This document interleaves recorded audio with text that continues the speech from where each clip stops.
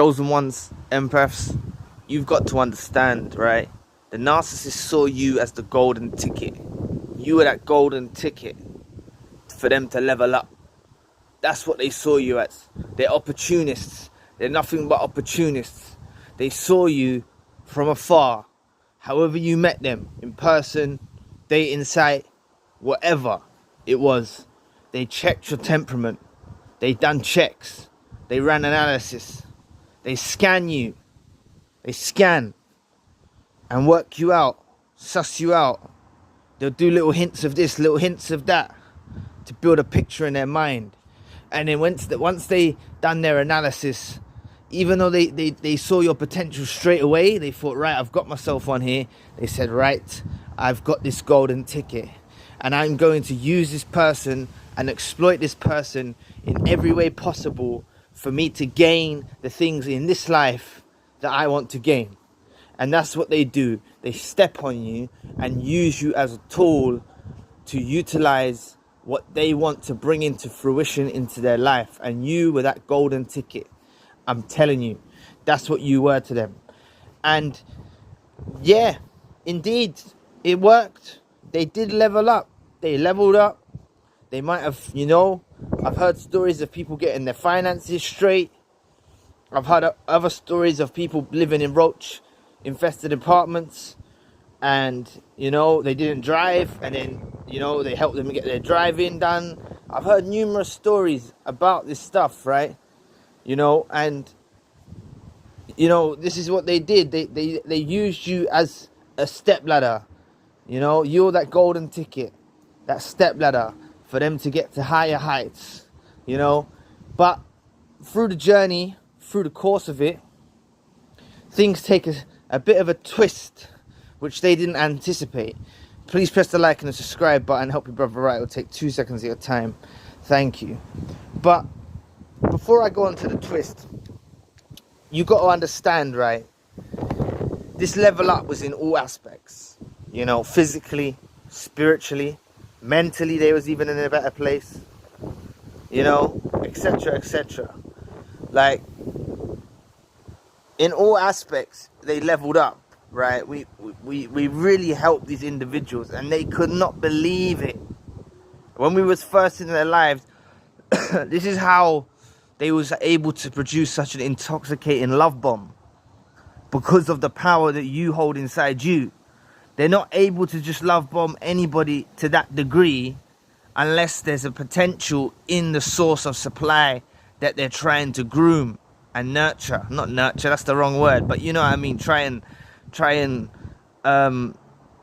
mold to their fashion and their liking, right?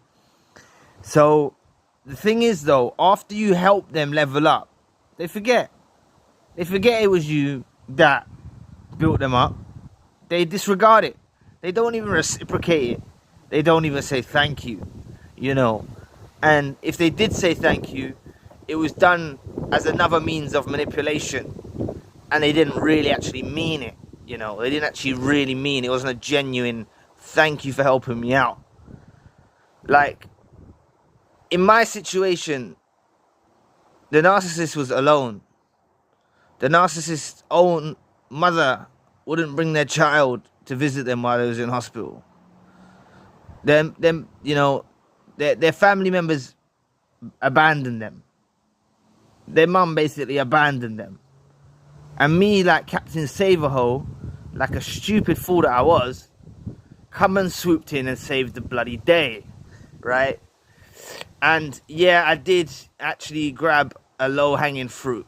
It was a low-hanging fruit, I must admit, But to be honest, the type of person I am, and I've always been, I'm so focused on my life and like my business or whatever I'm doing to actually have time for relationships. So this is how they suckered me in, through making me feel bad for them, through hitting me from an emotional standpoint, and they sussed me out. That's the only way they could get their thumb over me, was to get me where I emotionally feel bad for them, so therefore I provide for them.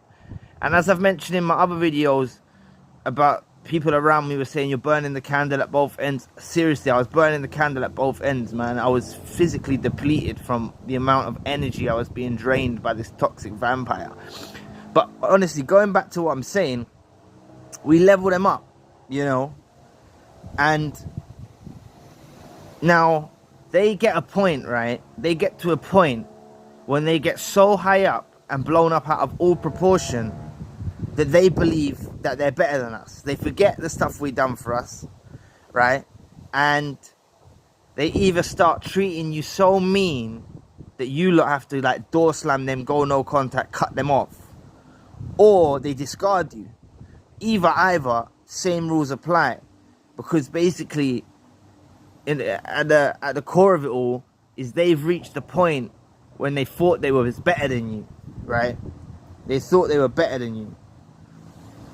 And they go off, whether you cut them off, they'll say, you know what, I'm done, I'll find someone else. You cutting me off? Yeah, I'll find someone else. I'm going to go and sleep with loads of people and send you videos, or I'm going to go and do this, and they'll go and do some toxic, crazy kind of stuff, you know? Like, they'll go and sleep with loads of people and send you videos, or if you cut them off, or they'll do something to try and make you jealous. Or if you were discarded, they'll glorify a new supply in your face. They'll do all of that, right? And the thing is, right, this is the stupid thing that they don't realize. Without us, a chosen one and an empath being in their life, that provision we provided, that substance we provided, that nurture, that care, that courteous, us being courteous, that energy we provided from being a potent grade A supply is no longer present, right? So that very quickly, very quickly, they get the eureka moment. They get the realization. They realize that they're not on greener pastures. They realize that they've made a dreadful mistake. But what we know is narcissists burn bridges. So for example, let's say you cut them off. They've all gone and sent you a video or gloated about new people they've slept with. They've burnt the bridge. There's no coming back. You know? They've walked over that bridge. You know that there's a bridge they say that you walk over when you go to hell or whatever. You walk over the flames and all that. These lot have burnt that bridge. They're on the other side. They're in hell now, right? They're in hell on earth. Believe me, they will live hell on earth in this world and the next.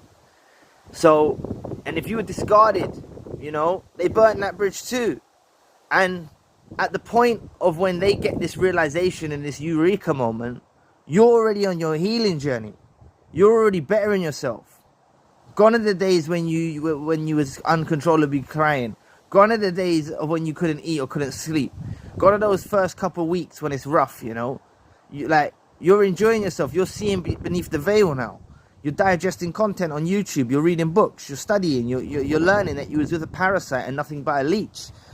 And this is when they come tumbling down.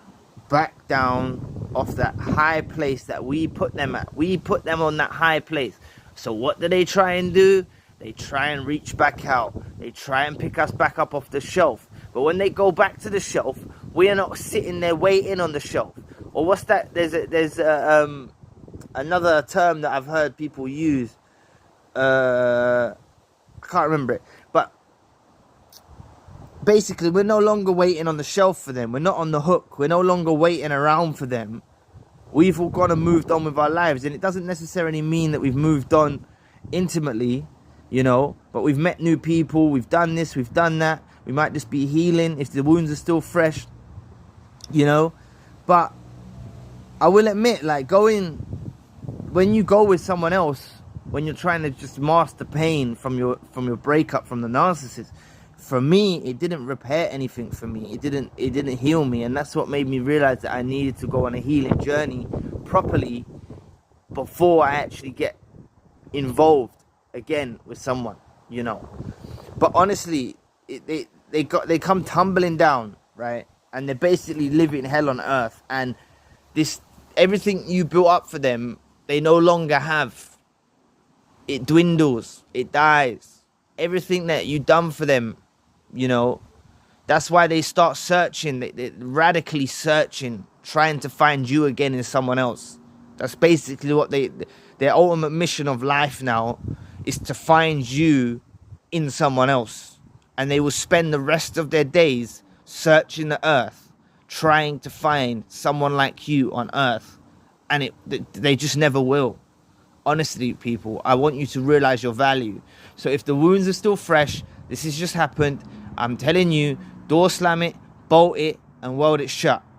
If you've had to cut them off, I want you to door slam them, bolt it, and weld it shut. If they've discarded you, I want you to door slam them, bolt it, and weld it shut. We always have the final discard. They're never serious.